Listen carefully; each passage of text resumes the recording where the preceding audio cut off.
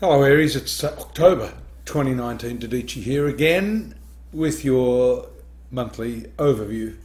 Take a look here at the position of Mars as the month starts.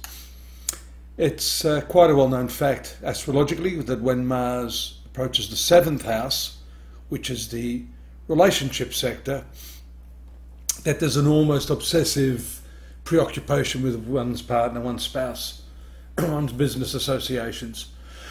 You'll also notice these three planets here, which are particularly focused on this 7th house of relationships. Venus is the planet ruling your relations. You notice the movement of Mercury into the 8th house of intimacy on the 3rd, 4th of October, bringing added weight to this movement of Mars here into this marital, or what I call the PR segment of your horoscope. So a lot of focus there right now. Mind you, Mars is not a particularly great planet to have here, especially with fiery Sun. The only saving grace there is the counteraction of Venus, the ruler of this 7th house of Libra here. So you need to be careful that your arguments don't get out of hand, and that the means of communication, I'm going to get rid of that, just hang on one moment, it's going to irritate us all.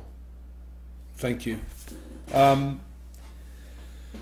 Social activities here, well actually around the 7th and 8th, a lot to do with your work again. 9th and 10th, social activities. And when the moon each month moves through this low-key part of your horoscope, 12th house around the 11th and the 12th, we see the connection there again with Neptune, the idealistic planet. It's important to note as we swing around here with the moon that there's going to be a full moon. Venus has moved around the 11th here into the 8th house again. But here's this full moon phase starting around the 13th. Notice it here, move into that opposition. And this is when this Mars and Sun will be triggered very, very strongly in your horoscope. Notice again the red lines here in the horoscope have a lot to do with the challenges that you're experiencing. A three-sided square, here we'd call this a T-square, as you can see. And at this time the full moon is going to be working hard against Saturn, which is your career planet, and the karmic node here in the 4th house of family affairs.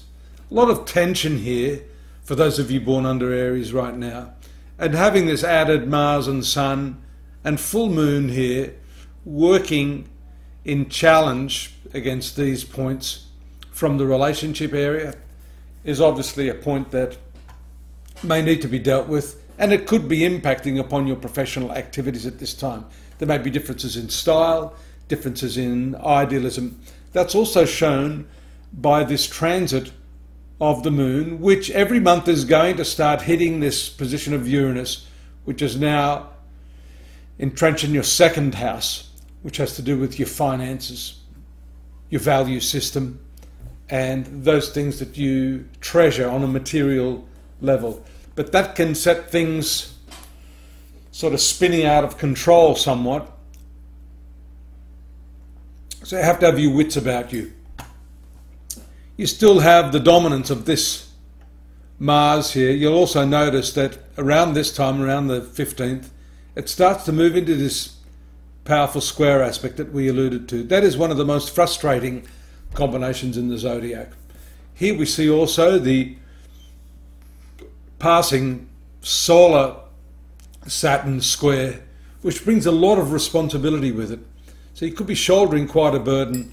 And it's only through these two planets, Aries, that you're going to be able to find some way to break out of this tense, maybe even argumentative, belligerent sort of Mars-Sun aspect. This is the deeper communicative parts of your personality and your partner's personality. Here we see the movement of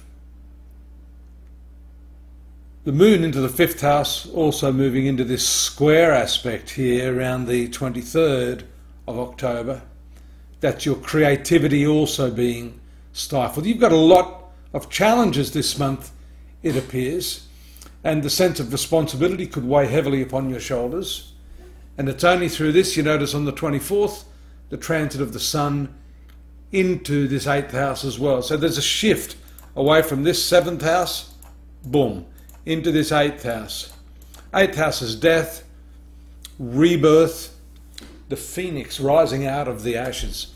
So it is a period of self-recreation, I think. One last dash of fire as the moon transits Mars around the 27th.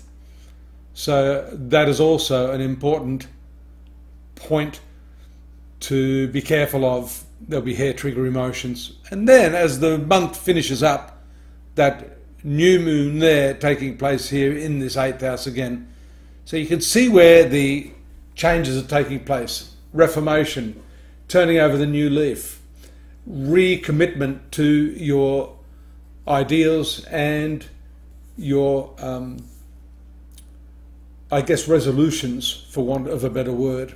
It's a great time to reinstate that as the month comes to an end. And it does finish on a very nice note there with the conjunction of the moon to Jupiter there in your 9th house of spirituality. We haven't talked about that much, but that is a particularly good point for you as well. Jupiter in the 9th house, bringing with it luck as it aspects, generally speaking, sun sign for Aries.